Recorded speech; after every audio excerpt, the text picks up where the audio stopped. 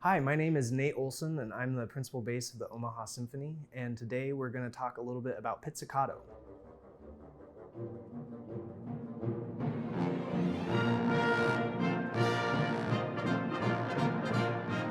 So pizzicato is where we pluck the strings, and it's one of the two typical ways that we'll make sounds with our instruments, the other one being arco. So when we are doing pizzicato, there's usually a couple ways you can do it. Sometimes if the entire piece that we're playing is all pizzicato, we won't have the bow in our hand.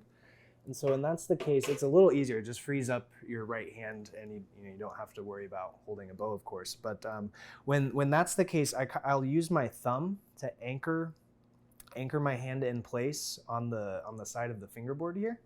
And then I'll usually typically you'll use your second or first finger. If I'm playing without a bow in my hand, I usually use my first finger. But you kind of think of, you're pulling the string to the side and then releasing it almost kind of like a bow. You kind of wind it up and then release it. So that's the motion that I use when I don't have the bow in my hand. When I do have the bow in my hand, it makes it a little different.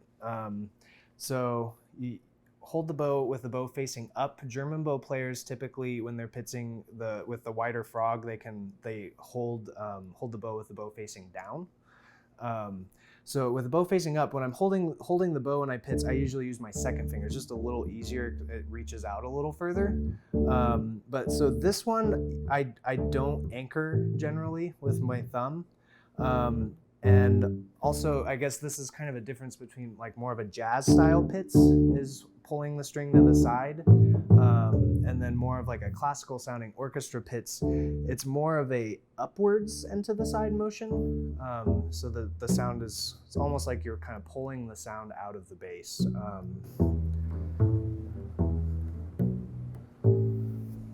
So another thing to think about when you're pitzing is you want to figure out where you're going to make contact with the string. So you kind of want to aim for the pads of your fingers. So the meaty parts, you don't want to be too much on the tip. It's harder to kind of grab the string. It doesn't really get the right tone. So you want to kind of lean more in with the pads of your fingers.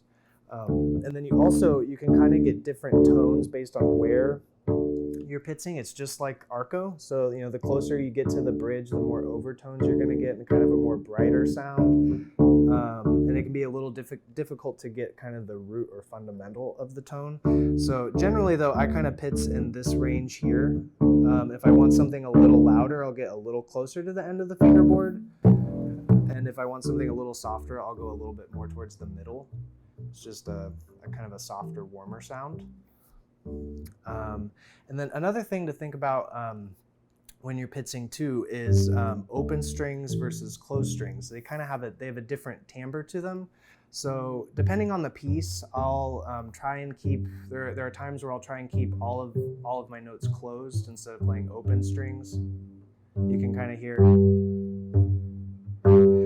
the open one is a little brighter, kind of a little more raw sound to it. But then there are other times where we want to play nice and loud, and if it kind of fits in the key where you can use all open strings, I'll use open strings in those circumstances.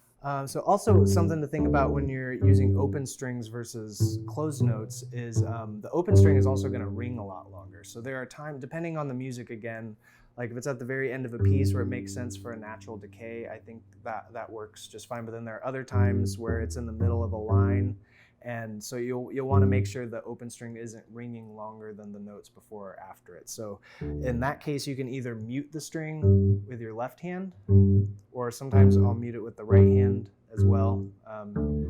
Either works equally well, but just something to think about when you're playing pizzicato. Here's an example of a louder pizzicato section, and this is from Berlioz's Symphony Fantastique in the fourth movement. The basses get the theme pizzicato. So here we go.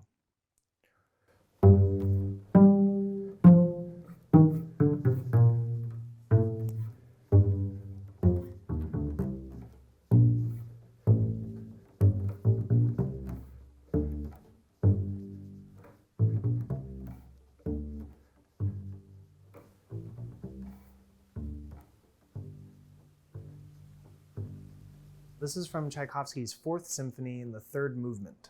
So this one's a lot softer and a lot quicker than the Berlioz excerpt.